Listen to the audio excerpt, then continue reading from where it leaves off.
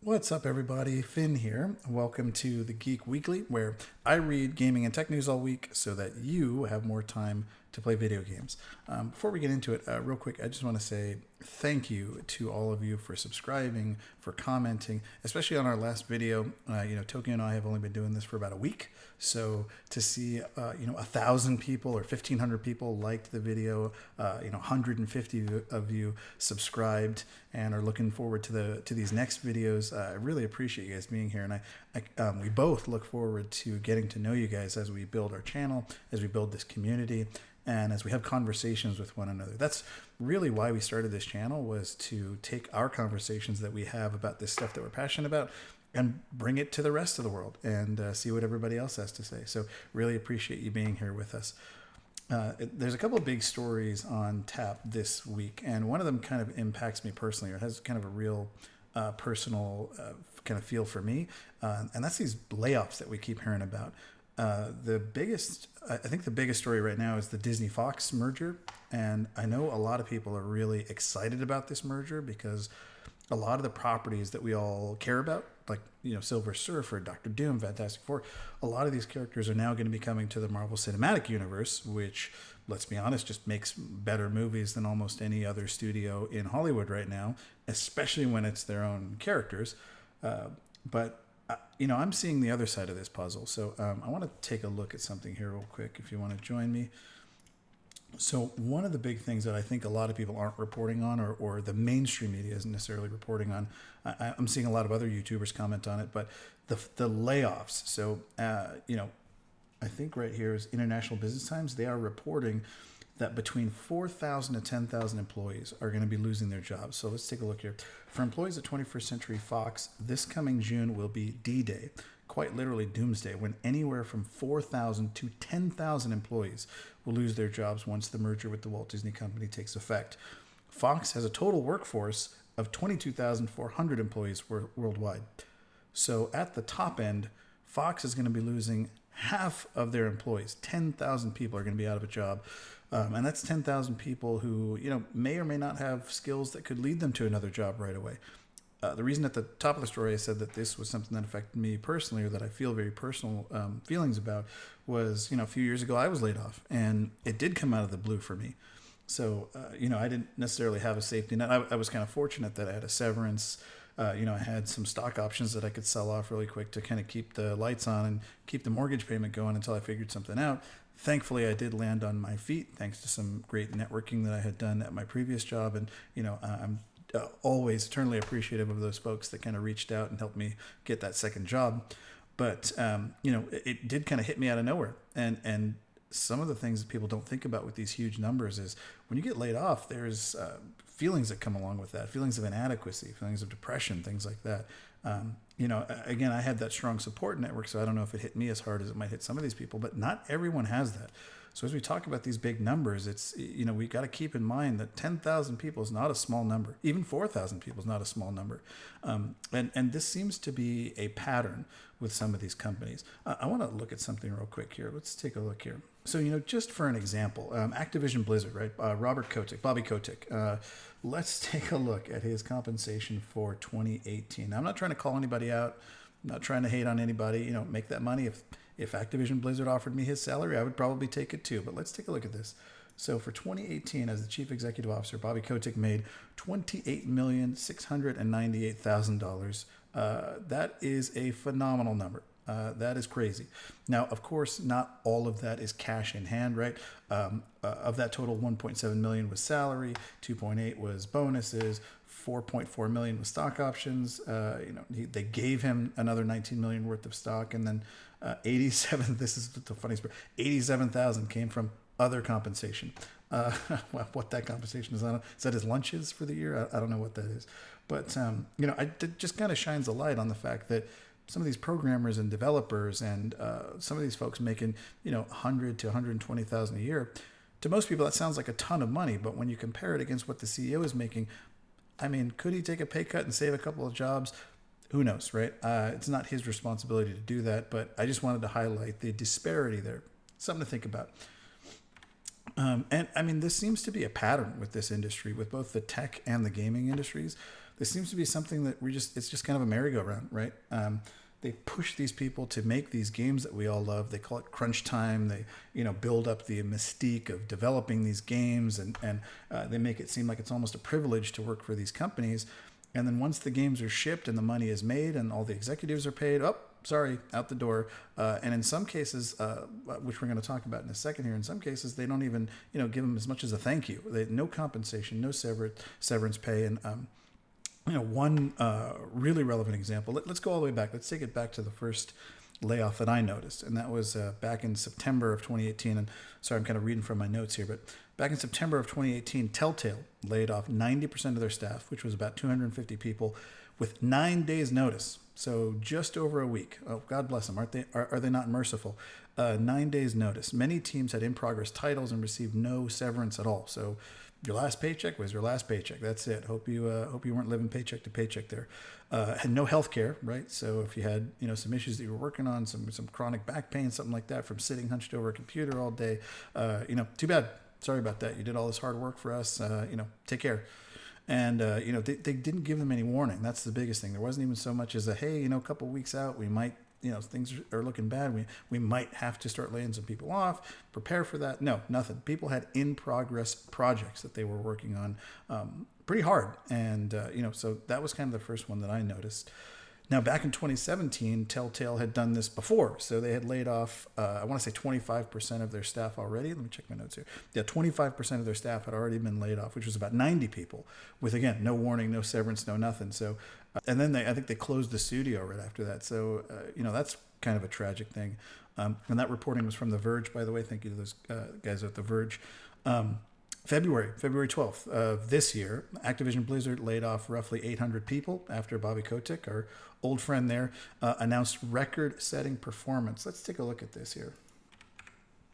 So, for example, this is what really makes me mad. So 12 months of record-setting financial performance, and then 800 people laid off. It doesn't seem to make any sense. The company, and I'm reading here from Polygon, the company achieved record results in 2018. That's straight from the CEO, Bobby Kotick. He said that during an investor call.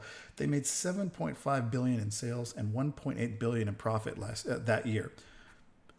I mean, they couldn't find a couple of bucks to keep a few of those people on board. They had to cut 800 people. That just seems like bad planning at that point. And if you're having to cut 800 people because of bad financial planning and bad results, I mean, whose responsibility is that? Not the guy that runs the company? I don't know. I'm just asking questions there. But yeah, it just seems to be a pattern with this industry. March of this year, earlier this March, ArenaNet lays off 150 people. Now, ArenaNet was a company that I really kind of cared about and believed in because I played a lot of Guild Wars. So I had to see a lot of these people on social media as they were posting that they were losing their jobs. They were trying to network. They were reaching out to other people in the industry. Other people were reaching out to them.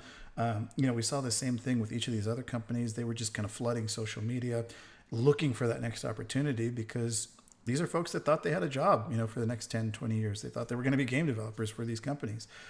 So yeah, it's just, I don't think that's fair.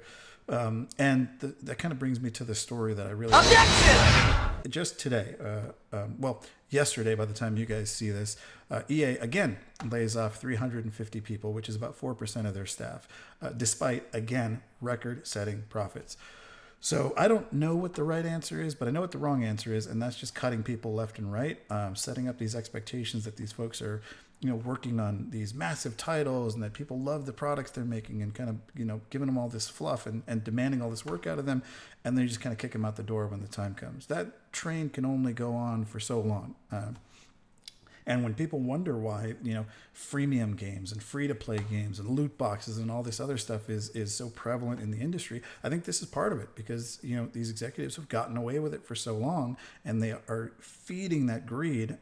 Sorry to go so hard on them, but they're feeding that greed. They just want more and more and more, and nobody is checking them. So again, I don't know what the right answer is, but I know what the wrong answer, and this is the wrong answer. Cutting all these folks and, messing with their livelihoods in this way. So Another couple of big announcements here. The biggest thing I think this week was from Nintendo. There's a rumor saying that Nintendo is going to announce new Switch consoles coming up here pretty soon. I, for one, am excited for that. I love my Switch. Tokyo loves her Switch. We play them all the time. I'm pretty sure she's probably playing it right now while I'm recording this. And the people that are shocked and surprised by this, I don't know where that's coming from, because Nintendo has a history and a pattern of this behavior. They, let's go to a recent example. The 3DS, right? They came out with the 3DS. They came out with the 3DS XL. They came out with the 2DS. They came out with the new Nintendo 3DS. They came out with the new Nintendo 3DS XL. They came out with the new Nintendo 2DS XL. They repeated that behavior with the DS. They repeated that behavior with the Wii, with a lot of their consoles. So this is, I don't know why this is shocking. The DS, they're the DS, the DSi, the DSi LL. I don't know all the DSs. Game Boy, they're the Game Boy Advance, the Game Boy Advance SP. So this is not new from Nintendo. So people that are shocked by this and saying, oh well, I would have waited, or blah blah blah. Yeah, sure you would have. Everyone loves their Switch, so I don't know what people are complaining about. And if the Switch has better hardware, if it has a larger screen, I'm gonna buy it. I'm just gonna admit that straight up. I'm a Nintendo fanboy, so I will probably be selling my old Switch, or hell, I might keep it. I still have my old 3DS XL Zelda edition. I still have my 3DS. I still have my DS Lite, for God's sake. So I'm a Nintendo fanboy. I copped to that right away. So I'll probably be buying 2 of them because, heaven forbid I don't get Tokyo one as well. I would never hear the end of that. So, I don't mind this too much. And I hope that the rumors are true, because the more they can do to the Switch to make it better, to give it longer battery life, to give it better processing. Because if I had to pick one little nitpick about the Switch, the only thing I would say is that the frame rate can sometimes be an issue on some games. Like I was playing Battle Chasers, and the frame rate on Battle Chasers can sometimes drop a little bit. But that's really, really a minor nitpick for that flexibility of being able to just take it out of the dock and take it with me to work or wherever I'm at. So, I don't mind this at all. And then the last big news story that I want to cover with you guys is something that I'm just not sure if this is a good or bad item. I really don't know. But Sony has confirmed that they will stop letting GameStop and other retailers sell their PS4 down codes, and that policy goes into effect April 1st, so a couple days here. I don't know if this is a good or bad thing. All I know is that Sony, I was a big Sony fan. I've been a Sony fan for a long time. And lately, I just feel like it's hard to justify some of the decisions that they're making. Like the PlayStation Network, for example, has been kind of lackluster lately. I don't know if you guys are PlayStation Network members or if you have experienced it before, but the offerings on PlayStation Network kind of pale in comparison to Xbox Game Pass. And the fact that you can play Xbox Game Pass games on your PC or your Xbox, and now there's rumors that you're going to be able to play those games on the Switch as well, or that there's going to be some kind of integration with the Switch. I feel like PlayStation is falling behind, and I don't feel like the answer to that question is, circling the wagons and bringing your digital codes only on the PlayStation Network to try and squeeze a couple more dollars out of your customers. But let's take a look here. It says that we can confirm as of April 1st, 2019, Sony Interactive Entertainment will no longer offer full games through SIA's Global Digital at Retail program. So this doesn't just affect GameStop, but I think the information was leaked from a GameStop memo. So that includes Best Buy, Fry's, Micro Center, wherever you get your games. I know there's a lot of big retailers out there. That's a big deal. And again, I don't know if this is the right move. Some outlets are saying that it is. Some outlets are saying that it's not. I guess time will tell. But I feel like Sony is... I don't know what they're doing. They seem to be very consumer unfriendly at the moment. The kind of thing that woke me up to that was this crossplay thing with Fortnite. I don't play Fortnite myself, but seeing how they were so resistant to crossplay with seemingly no reason. Final Fantasy XIV, a game that Tokyo and I play all the time, we played together on the PlayStation. I was on PC and Tokyo was on the PS4. So crossplay is possible. So it seems like Sony's digging in their heels and trying to squeeze every last dollar out of their customer, which I think puts them behind Nintendo and Microsoft in this cross-compatible world.